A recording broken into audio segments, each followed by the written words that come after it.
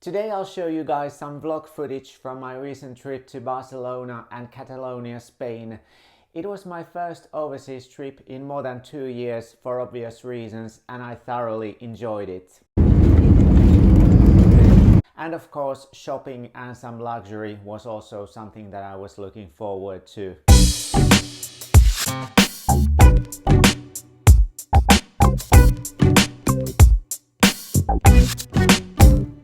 Hi guys, how's it going?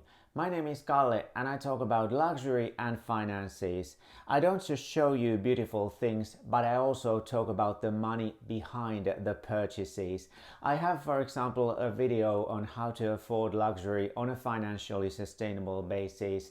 Or when it comes to stock investing, we might currently be going into a bear market. So watch my video on how to view stock market dips as an investor building wealth. The links to these videos are also in the description box below. So this is my second attempt at vlogging, the first one being in this video on packing the Louis Vuitton Grand Sac for a day out in Helsinki, the capital of Finland. My last week's video was about packing this bag, the Louis Vuitton KEEPALL 45 in the damier cobalt canvas, as my carry-on for the trip, and I also used it as a city bag in Barcelona and the surroundings, especially when going shopping. So we have just come to the La Roca village to do some shopping. It's an outlet village outside of Barcelona. So here I am in La Roca village with my KEEPALL. They had expanded it considerably after my last visit. We drove there on my first full day and spent a couple of hours there. Even though the KEEPALL falls into the luggage category, to me it functions perfectly as a city bag as well, since the size allows you to carry some essential bits and pieces without the bag being overstuffed. And next I'm going to go to the Burberry store to see if I can find anything there. So I haven't found anything. I was just at Burberry's and quite frankly it was a bit weird. Nothing that I would really fancy, so I will have to go to the main store on Paseo de Gracia. Very often with outlets it's like that. There's just outdated and frankly a bit strange things that no one wants to buy. Now I am very mindful and intentional about shopping, and I had a clear list in my mind of what I was looking for in La Roca. At Burberry's I might have bought something I had on my list, but as I just said, there was really nothing there, and later I purchased the items at the main Burberry store in Barcelona. But what I was looking for was a turtleneck sweater, and I found it. It's the one I'm wearing right now. So this is by Polo Ralph Lauren, one of my go-to brands because I find it smart, the quality is reliable, and the sizing usually fits me. So this was my only purchase in La Roca. As I said, I'm intentional about shopping and I have a pretty curated wardrobe, so the purchases are planned. That being said, I do like to look around, but as the footage just showed, the place was very crowded that day. After La Roca, we had lunch in a village called Celony. It was lovely to be able to sit outside in the pleasant weather on the main square of the village. As starters, we had some tapas. One of my favorite Spanish dishes is patatas bravas, the fried potato cubes with a spicy sauce. And my main course was the cheese salad. And a Spider-Man cookie as dessert at a cafe. My accommodation was at the Barcelona Sants Hotel at the Sants train station, which is the main station of Barcelona. So here's a quick room tour of my room at Barcelona Sants.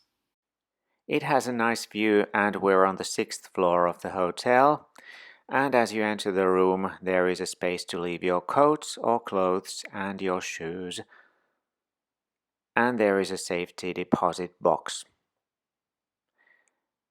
And then to the right there are like 2 cubicles, one for the toilet and the other for the shower.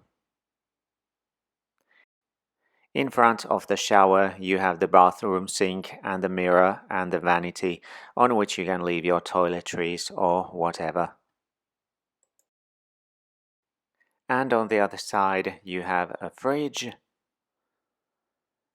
and a big double-sized bed, There is a television set, and then the view is towards the square in front of the Sun's train station. And this is the starting point of Avenida de Roma, one of the main thoroughfares of Barcelona. So it was a great hotel. I can also recommend the Barcelona Sans because if you want to have a real workout at a real gym, the hotel gym is not your typical hotel fitness center. It's really well equipped for a hotel gym.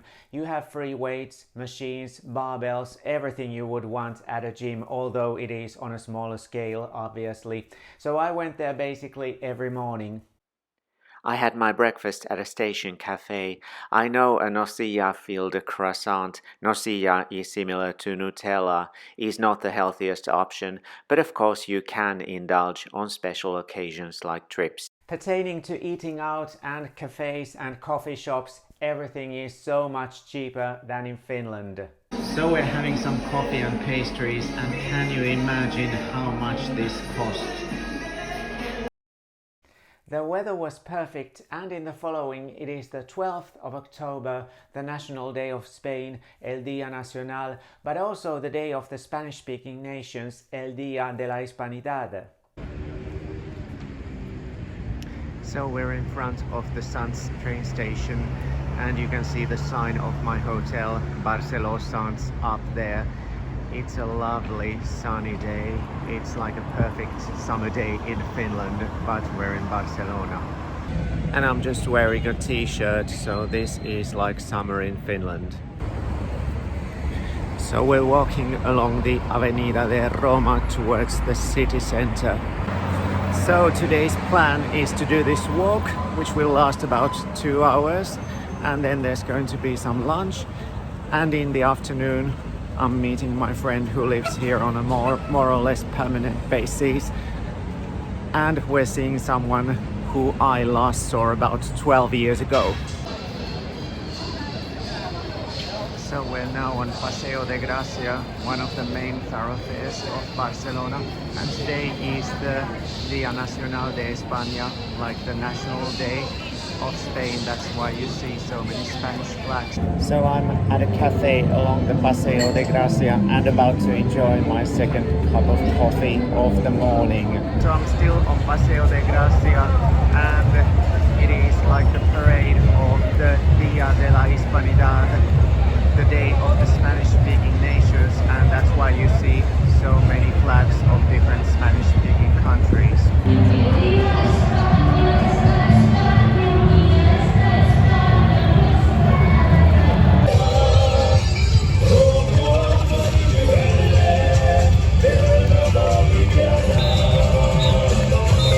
When it comes to shopping, I had a list on my mind of the things I wanted to purchase. I bought a Burberry scarf, which I'll share with you guys in my next week's Barcelona purchases and shopping video.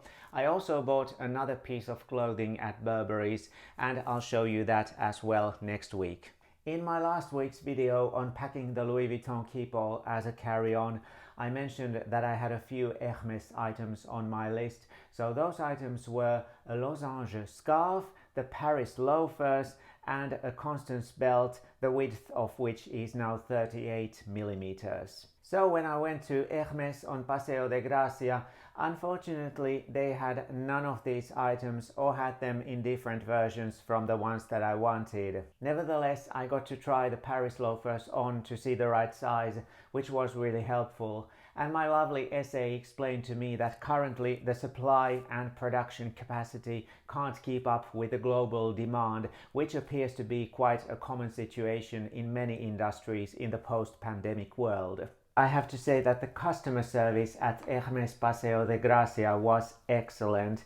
I had a wonderful essay, and he gave me these perfume samples of the new Hermès fragrance called H24.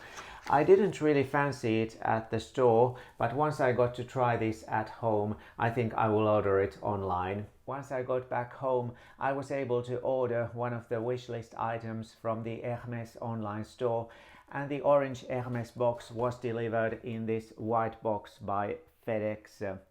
So stay tuned for next week's video to see what the item is. So in my next week's video you'll see the Burberry purchases I made in Barcelona plus the Hermès item I acquired online. Thank you so much for watching, I really appreciate it. And if you like this video, please give it a thumbs up because that would really help my channel. And please consider subscribing for more financial and or luxury content. Thank you so much. See you guys next week. Bye bye.